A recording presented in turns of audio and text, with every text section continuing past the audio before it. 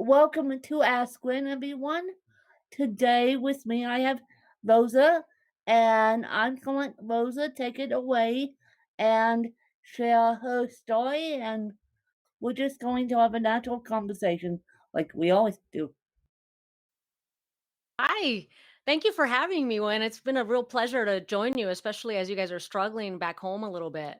Well, thank you very much for being on.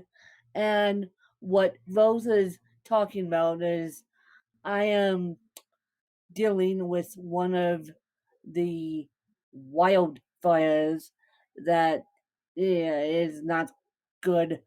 Is not good. So California, I know you're listening, but Colorado's right there with you. So let's not worry about that.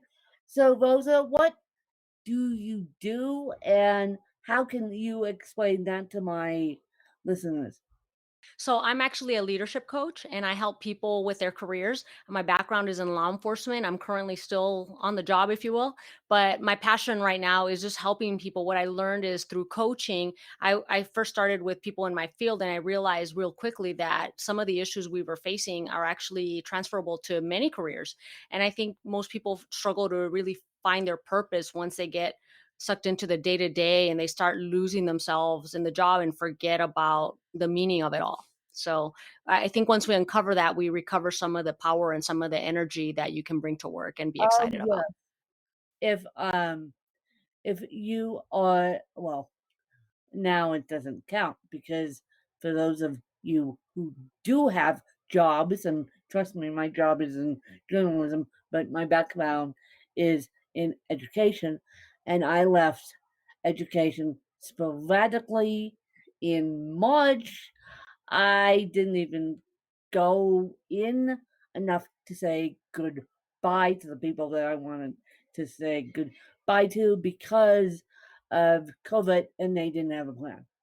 Wow. So I I understand that if you're stuck in a job that you don't like, you're going to have a piss of a day because it's like, okay, do I have to go back and do all that? And so leadership coaching helps. Yes, absolutely. Because you have to start with leading yourself, Yeah. right? I think we all go to a job, there's structure, there's systems, there's expectations, and there's different things that when we get lost in all of that, we lose sight of ourselves. And sometimes we begin to please people or seek that promotion that is a natural next step or whatever. And we start to lose our creativity about how we express who we are and show people that, hey, look, there's other possibilities here too, not just the natural progression of careers. It's so funny because I called my ex boss one day and I said, "Look, I'm giving my I'm giving my resignation. I won't be returning next year." They go, "Well, where are you going?"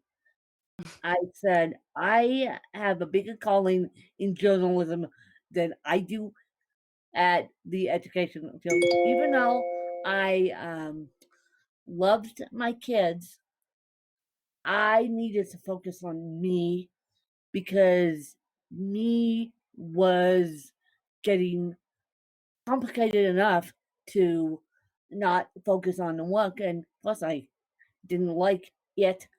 So I'm like, lead with your own self first. Take the self care that you need. Hire the leadership coach. Yes, I said hire Rosa and hire anyone who's a leadership coach who's out there. And then once you get the accountability ready, you can take take the wheels off and fly. I mean, you once you focus on yourself, you can do what you want to do. Right. And I think finding that clarity and developing that courage to make the leap that you made so courageously, and here's all these people wondering, what the heck? Why would you leave this perfectly good career? You're doing great probably. And it may not make sense to other people. And so they therefore will never give you the advice that in the right time you might need. Yeah. So I think those transitions are huge and they're important to make for your own sanity and for your own fulfillment. And for your own sanity too. Um, and to all the teachers out there, God bless you because Absolutely. I've been in it, but this was way before COVID. Left right before COVID hit. So I can't imagine. I keep watching these teacher videos on the YouTube, and I can't imagine being in the classroom trying to set up classroom. So that said, do what's your base of clientele? Do you work with teachers or do you work with who do you I work? work with any professional who sees their work as a calling. I Okay, think that, when you realize that your work means something and that you add value to the world, then you have a calling on your hands and you have a reason to go to work every day and share your goodness and not just, punch in the clock and go home and do the duties and do the activities and just live for the job and like let me wait, get to the weekend so I can do it all over on Monday. I think there's something very mundane about that and very routine that really gets boring and it starts to affect your health and the way you live your life. So for people who understand that that's really not the way work should be, those are the people I want to help. yeah, and that was me, but I took the leap myself without a coach, Yeah, and it's so amazing. I'm like, okay, this is me when I used to get up and go to work, and trust me, it's not been an easy journey Mhm. leaving the work, but, leaving my previous career behind, but still, I'm more fulfilled than like, doing this podcast interview, you guys, doesn't seem like I'm working as a journalist. It just seems I'm having a conversation with Rosa. And And that should so, be work, right? You shouldn't feel like you're working. yeah, that is my work, and that I will do into the day I die.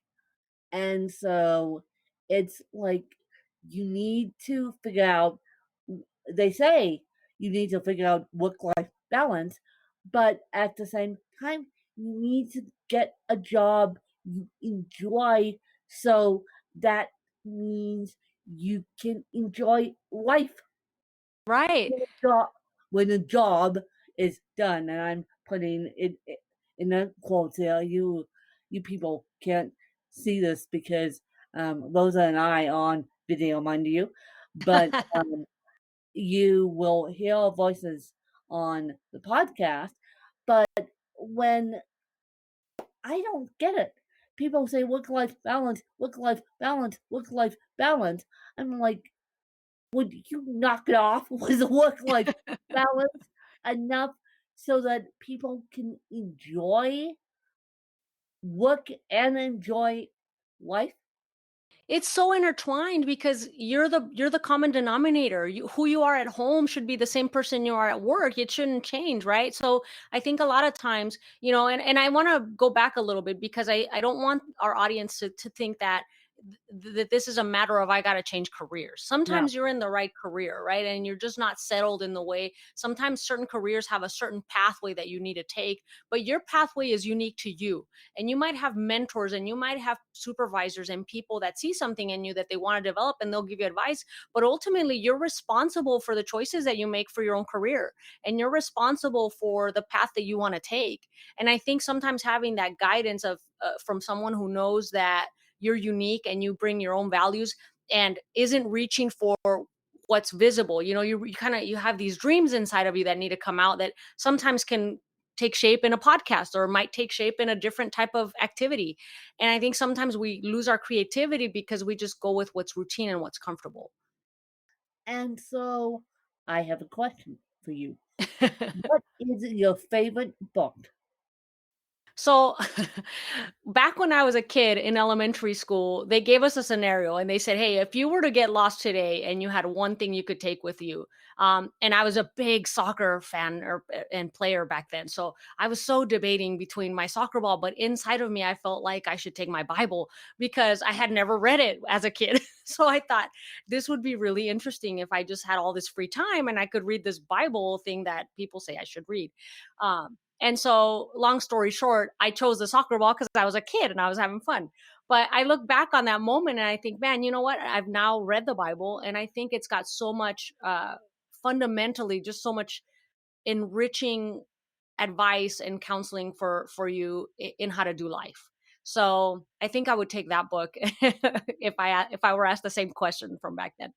So the Bible would, Yeah. yeah, and we're talking about the religious Bible here, but what I've discovered is that you can look at the Bible and it gives you life wisdom. It doesn't have Yes. to be religious wisdom. It can just be, hey, look, I'm having a day use the Bible because I need life wisdom here.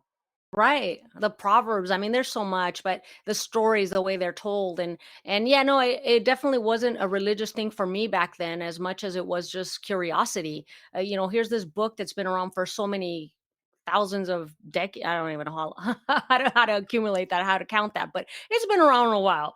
So there's got to be something to it, right? So I think that the curiosity was there, and since then my curiosity has I followed it and read it, and I do find a lot of value in it. And now, if your best friend had to write a book about you, what would the title be? Get after it. Get after it. Get after it. Sweet and to the point. Yeah, just get after it. Go do it. And then, if you had to move and only take 5 things with you, and yes, family and pets could come, what would they be? So definitely, I don't know if family counts as the five, but if I could relocate and take my family with me, that would be ideal. In fact, one day I would love to just live in different places of the world and be like a light traveler, right? So I would probably take my Bible just because we just talked about that. I would take pictures of my family so that I could remember them. I would take some type of a puzzle or game that would keep me activity and keep my brain going. And then I'd hate to be take the easy way out, but could we take electronic devices because they're here Yeah. now? And Oh, yeah. Oh, yeah. Oh, yeah. you want to Yeah. be able to communicate to the outside world. So that's probably my fifth thing if it's not cheating. Yeah. And then the family could come because people keep asking me, "What about my family? What about my fur babies?" And yes, they could come because, um, I had the person, say to me this morning we were planning a interview, and she texted me and canceled and moved to tomorrow. But Wow. one of the things she said was, "I have a sick child. I feel so bad in canceling on you." I said, "Go be a mom. Go be a mom and don't worry about it." Because right now, the kids need the parents more than ever, even though the parents want the kids to go away. Nicely, I said that nicely. But the, kids are going through a lot of changes right Yes. now too. And so even though the parents are trying to work with the kids and, um, run a business and do all that, it's like the kids need mommy and daddy more now more than ever. I agree. Yes. It's And it's almost like a blessing in disguise, isn't it? I mean, it's gosh, it's such an inconvenience at best. But I think there's going to be probably some fond memories for some of the kids because they have their parents home. Yes. Yes, I definitely agree. So, what is your morning routine? So I'm still dialing that in because, like I said, I'm still on the job. So half of my week is spent on my day job, which is in law enforcement, which is pretty demanding, and then the other half of my day is on my passion, which is this coaching company that I built called Empower to Bloom. And so I'll talk about my days on my coaching side, and on those days I get up about 5, sometimes 6 if I don't go to bed on time, but 5 a.m. is ideal, and I'll get up, I'll make some coffee, I'll kind of meditate a little bit, I'll read my scriptures, and I'll basically get a workout in. And that's just so I can get that out of the way because I want to start the day off on the right foot and be grateful for everything that I have. And then from there, I block out chunks of time that I have to dedicate to different activities for the business. And by 5 or 6, I'm ready to have an evening away from work. Away from work, and I appreciate all that you do on the other side Thank because you.